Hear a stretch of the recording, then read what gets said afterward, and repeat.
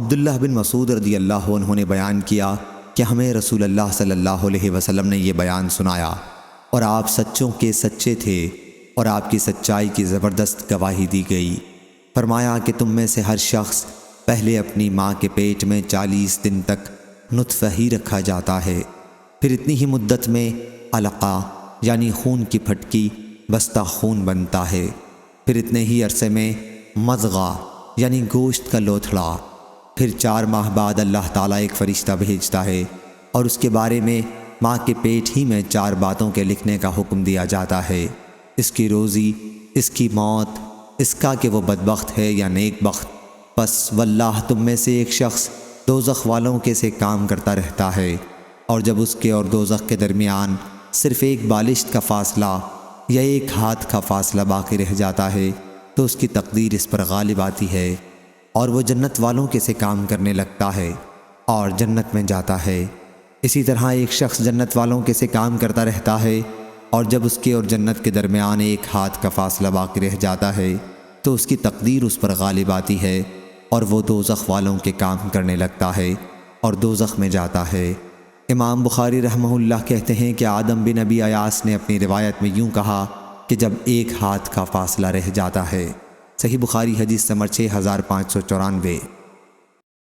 انس بن مالک رضی اللہ عنہ نے بیان کیا کہ نبی کریم صلی اللہ علیہ وسلم نے فرمایا، اللہ تعالیٰ نے رحم مادر پر ایک فرشتہ مقرر کر دیا ہے اور وہ کہتا رہتا ہے کہ اے رب یہ نطفہ قرار پایا ہے، اے رب اب علقہ یعنی جمع ہوا خون بن گیا ہے، اے رب اب مضغہ گوشت کا لوتھڑا بن گیا ہے۔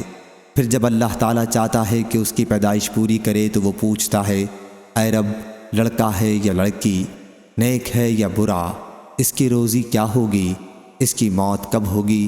اسی طرح یہ سب باتیں ماں کے پیٹ ہی میں لکھ دی جاتی ہیں، دنیا میں اسی کے مطابق ظاہر ہوتا ہے۔ صحیح بخاری حدیث نمبر 6595۔ یزید رشک نے بیان کیا، انہوں نے مطرف بن عبداللہ بن شخیر سے سنا، وہ عمران بن حسین رضی اللہ عنہ سے بیان کرتے تھے، انہوں نے کہا کہ ایک صاحب نے یعنی خود انہوں نے عرض کیا، یا رسول اللہ صلی اللہ علیہ وسلم، کیا جنت کے لوگ جہنمیوں میں سے پہچانے جا چکے ہیں؟ حضرت صلی اللہ علیہ وسلم نے فرمایا ہاں۔ انہوں نے کہا کہ پھر عمل کرنے والے کیوں عمل کریں؟ حضرت صلی اللہ علیہ وسلم نے فرمایا کہ ہر شخص وہی عمل کرتا ہے جس کے لیے وہ پیدا کیا گیا ہے یا جس کے لیے اسے سہولت دی گئی ہے۔ صحیح بخاری حدیث نمبر 6596۔ حضرت عبداللہ بن عباس رضی اللہ عنہ نے بیان کیا کہ نبی کریم صلی اللہ علیہ وسلم سے مشرکین کی اولاد کے بارے میں سوال کیا گیا تو آپ نے فرمایا کہ اللہ کو خوب معلوم ہے کہ وہ بڑے ہو کر کیا عمل کرتے۔ صحیح بخاری حدیث نمبر 6597۔ عطا بن یزید نے خبر دی، انہوں نے ابو ہریرہ رضی اللہ عنہ سے سنا، انہوں نے بیان کیا کہ رسول اللہ صلی اللہ علیہ وسلم سے مشرکین کی اولاد کے متعلق پوچھا گیا تو آپ نے فرمایا کہ اللہ خوب جانتا ہے کہ وہ کیا عمل کرتے۔ صحیح بخاری حدیث نمبر 6598۔ ابو ہریرہ رضی اللہ عنہ نے بیان کیا کہ رسول اللہ صلی اللہ علیہ وسلم نے فرمایا، کوئی بچہ ایسا نہیں ہے جو فطرت پر نہ پیدا ہوتا ہو، لیکن اس کے والدین اسے یہودی یا نصرانی بنا دیتے ہیں، جیسا کہ تمہارے جانوروں کے بچے پیدا ہوتے ہیں، کیا ان میں کوئی کان کٹا پیدا ہوتا ہے؟ وہ تو تم ہی اس کا کان کاٹ دیتے ہو۔ صحیح بخاری حدیث نمبر 6599۔ صحابہ رضی اللہ عنہم نے عرض کیا، پھر یا رسول اللہ اس بچے کے متعلق کیا خیال ہے جو بچپن ہی میں مر گیا ہو؟ آپ نے فرمایا کہ اللہ خوب جانتا ہے کہ وہ بڑا ہو کر کیا عمل کرتا۔ صحیح بخاری حدیث نمبر 6600۔ ابو ہریرہ رضی اللہ عنہ نے بیان کیا کہ رسول اللہ صلی اللہ علیہ وسلم نے فرمایا، کوئی عورت اپنی کسی دینی بہن کی طلاق کا مطالبہ شوہر سے نہ کرے کہ اس کے گھر کو اپنے ہی لیے خاص کرنا چاہے، بلکہ اسے نکاح دوسری عورت کی موجودگی میں بھی کر لینا چاہیے، کیونکہ اسے اتنا ہی ملے گا جتنا اس کے مقدر میں ہوگا۔ یہ حکم اس وقت ہے جب کہ عدل و انصاف کے ساتھ ہر دو کے حق ادا کر سکے۔ وَإِنْ خِفْتُمْ أَنْ لَا تَعْدِلُوا فَوَاحِدَةً، سورہ نساء آیت نمبر 3۔ اگر ہر دو بیویوں کے حقوق ادا نہ کر سکنے کا خوف ہو تو ایک ہی بہتر ہے۔ صحیح بخاری حدیث نمبر 6601۔ اسامہ رضی اللہ عنہ نے بیان کیا کہ میں نبی کریم صلی اللہ علیہ وسلم کی خدمت میں موجود تھا کہ آن حضرت صلی اللہ علیہ وسلم کی صاحبزادیوں میں سے ایک کا بلاوا آیا۔ آن حضرت صلی اللہ علیہ وسلم کی خدمت میں سعد، ابی بن کعب اور معاذ رضی اللہ عنہ موجود تھے۔ بلانے والے نے آ کر کہا کہ ان کا بچہ آن حضرت صلی اللہ علیہ وسلم کا نواسہ نزع کی حالت میں ہے۔ آن حضرت صلی اللہ علیہ وسلم نے کہلا بھیجا کہ اللہ ہی کا ہے جو وہ لیتا ہے اور اللہ ہی کا ہے جو وہ دیتا ہے، اس لیے وہ صبر کریں اور اللہ سے اجر کی امید رکھیں۔ صحیح بخاری حدیث نمبر 6602۔ عبداللہ بن محیریز جمحی نے خبر دی، انہیں ابو سعید خدری رضی اللہ عنہ نے کہ وہ نبی کریم صلی اللہ علیہ وسلم کے پاس بیٹھے ہوئے تھے کہ قبیلہ انصار کا ایک آدمی آیا اور عرض کیا، یا رسول اللہ صلی اللہ علیہ وسلم، ہم لونڈیوں سے ہم بستری کرتے ہیں اور مال سے محبت کرتے ہیں، آپ کا عزل کے بارے میں کیا خیال ہے؟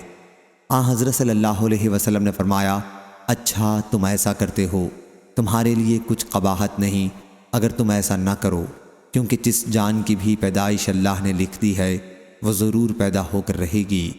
صحیح بخاری حدیث نمبر 6603۔ حذیفہ رضی اللہ عنہ نے بیان کیا کہ نبی کریم صلی اللہ علیہ وسلم نے ہمیں ایک خطبہ دیا اور قیامت تک کی کوئی دینی چیز ایسی نہیں چھوڑی جس کا بیان نہ کیا ہو۔ جسے یاد رکھنا تھا اس نے یاد رکھا اور جسے بھولنا تھا وہ بھول گیا۔ جب میں ان میں کی کوئی چیز دیکھتا ہوں جسے میں بھول چکا ہوں تو اس طرح اسے پہچان لیتا ہوں جس طرح وہ شخص جس کی کوئی چیز گم ہو گئی ہو کہ جب وہ اسے دیکھتا ہے تو فوراً پہچان لیتا ہے۔ صحیح بخاری حدیث نمبر 6604۔ حضرت علی رضی اللہ عنہ نے بیان کیا کہ ہم نبی کریم صلی اللہ علیہ وسلم کے ساتھ بیٹھے ہوئے تھے اور آن حضرت صلی اللہ علیہ وسلم کے ہاتھ میں ایک لکڑی تھی جس سے آپ زمین کو کورید رہے تھے، اور آپ صلی اللہ علیہ وسلم نے اسی اثنا میں فرمایا کہ تم میں سے ہر شخص کا جہنم کا یا جنت کا ٹھکانہ لکھا جا چکا ہے۔ ایک مسلمان نے اس پر عرض کیا، یا رسول اللہ صلی اللہ علیہ وسلم، پھر کیوں نہ ہم اس پر بھروسہ کر لیں؟ آن حضرت صلی اللہ علیہ وسلم نے فرمایا کہ نہیں، عمل کرو، کیونکہ ہر شخص اپنی تقدیر کے مطابق عمل کی آسانی پاتا ہے۔ پھر آپ نے اس آیت کی تلاوت کی، فَأَمَّا مَنْ آتَى وَاتَّقَى، پس جس نے راہ اللہ دیا اور تقوی اختیار کیا۔ صحیح بخاری حدیث نمبر 6605۔ ابو ہریرہ رضی اللہ عنہ نے بیان کیا کہ ہم رسول اللہ صلی اللہ علیہ وسلم کے ساتھ خیبر کی لڑائی میں موجود تھے۔ آن حضرت صلی اللہ علیہ وسلم نے ایک شخص کے بارے میں جو آپ کے ساتھ شریک جہاد تھا اور اسلام کا دعوے دار تھا فرمایا کہ یہ جہنمی ہے۔ جب جنگ ہونے لگی تو اس شخص نے بہت جم کے لڑائی میں حصہ لیا اور بہت زیادہ زخمی ہو گیا، پھر بھی وہ ثابت قدم رہا۔ آن حضرت صلی اللہ علیہ وسلم کے ایک صحابی نے آ کر عرض کیا، یا رسول اللہ صلی اللہ علیہ وسلم، اس شخص کے بارے میں آپ کو معلوم ہے جس کے بارے میں ابھی آپ نے فرمایا تھا کہ وہ جہنمی ہے؟ وہ تو اللہ کے راستے میں بہت جم کر لڑا ہے اور بہت زیادہ زخمی ہو گیا ہے۔ آن حضرت صلی اللہ علیہ وسلم نے اب بھی یہی فرمایا کہ وہ جہنمی ہے۔ ممکن تھا کہ بعض مسلمان شبے میں پڑ جاتے، لیکن اس عرصے میں اس شخص نے زخموں کی تاب نہ لا کر اپنا ترکش کھولا اور اس میں سے ایک تیر نکال کر اپنے آپ کو ذبح کر لیا۔ پھر بہت سے مسلمان آن حضرت صلی اللہ علیہ وسلم کی خدمت میں دوڑتے ہوئے پہنچے اور عرض کیا، یا رسول اللہ صلی اللہ علیہ وسلم، اللہ تعالیٰ نے آپ کی بات سچ کر دکھائی۔ اس شخص نے اپنے آپ کو ہلاک کر کے اپنی جان خود ہی ختم کر ڈالی۔ آن حضرت صلی اللہ علیہ وسلم نے اس موقع پر فرمایا کہ اے بلال، اٹھو اور لوگوں میں اعلان کر دو کہ جنت میں صرف مومن ہی داخل ہوگا، اور یہ کہ اللہ تعالیٰ اس دین کی خدمت و مدد بے دین آدمی سے بھی کراتا ہے۔ صحیح بخاری حدیث نمبر 6606۔ ابو حازم نے بیان کیا اور ان سے سہل بن سعد رضی اللہ عنہ نے کہ ایک شخص جو مسلمانوں کی طرف سے بڑی بہادری سے لڑ رہا تھا اور اس غزوے میں نبی کریم صلی اللہ علیہ وسلم بھی موجود تھے۔ آن حضرت صلی اللہ علیہ وسلم نے دیکھا اور فرمایا کہ جو کسی جہنمی شخص کو دیکھنا چاہتا ہے وہ اس شخص کو دیکھ لے۔ چنانچہ وہ شخص جب اسی طرح لڑنے میں مصروف تھا اور مشرکین کو اپنی بہادری کی وجہ سے سخت تر تکالیف میں مبتلا کر رہا تھا تو ایک مسلمان اس کے پیچھے پیچھے چلا۔ آخر وہ شخص زخمی ہو گیا اور جلدی سے مر جانا چاہا، اس لیے اس نے اپنی تلوار کی دھار اپنے سینے پر لگا لی اور تلوار اس کے شانوں کو پار کرتی ہوئی نکل گئی۔ اس کے بعد پیچھا کرنے والا شخص حضرت صلی اللہ علیہ وسلم کی خدمت میں دوڑتا ہوا حاضر ہوا اور عرض کیا، میں گواہی دیتا ہوں کہ آپ صلی اللہ علیہ وسلم اللہ کے رسول ہیں۔ حضرت صلی اللہ علیہ وسلم نے فرمایا، بات کیا ہے؟ ان صاحب نے کہا کہ آپ نے فلاں شخص کے بارے میں فرمایا تھا کہ جو کسی جہنمی کو دیکھنا چاہتا ہے وہ اس شخص کو دیکھ لے، حالانکہ وہ شخص مسلمانوں کی طرف سے بڑی بہادری سے لڑ رہا تھا۔ میں سمجھا کہ وہ اس حالت میں نہیں مرے گا، لیکن جب وہ زخمی ہو گیا تو جلدی سے مر جانے کی خواہش میں اس نے خودکشی کر لی۔ حضرت صلی اللہ علیہ وسلم نے فرمایا کہ بندہ دوزخیوں کے سے کام کرتا رہتا ہے حالانکہ وہ جنتی ہوتا ہے، اسی طرح دوسرا بندہ جنتیوں کے کام کرتا رہتا ہے حالانکہ وہ دوزخی ہوتا ہے۔ بلا شبہ عملوں کا اعتبار خاتمے پر ہے۔ صحیح بخاری حدیث نمبر 6607۔ ابن عمر رضی اللہ عنہ نے بیان کیا کہ نبی کریم صلی اللہ علیہ وسلم نے نظر ماننے سے منع کیا تھا اور فرمایا تھا کہ نظر کسی چیز کو نہیں لوٹاتی، نظر صرف بخیل کے دل سے پیسہ نکالتی ہے۔ صحیح بخاری حدیث نمبر 6608۔ ابو ہریرہ رضی اللہ عنہ نے بیان کیا کہ نبی کریم صلی اللہ علیہ وسلم نے فرمایا، نظر منت انسان کو کوئی چیز نہیں دیتی جو میں رب نے اس کی تقدیر میں نہ لکھی ہو، بلکہ وہ تقدیر دیتی ہے جو میں رب نے اس کے لیے مقرر کر دی ہے، البتہ اس کے ذریعے میں بخیل کا مال نکلوا لیتا ہوں۔ صحیح بخاری حدیث نمبر 6609۔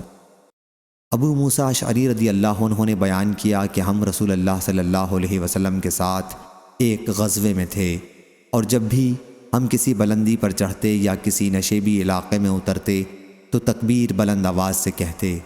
بیان کیا کہ پھر حضرت صلی اللہ علیہ وسلم ہمارے قریب آئے اور فرمایا، اے لوگو، اپنے آپ پر رحم کرو، کیونکہ تم کسی بہرے یا غیر موجود کو نہیں پکارتے، بلکہ تم اس ذات کو پکارتے ہو جو بہت زیادہ سننے والا، بڑا دیکھنے والا ہے۔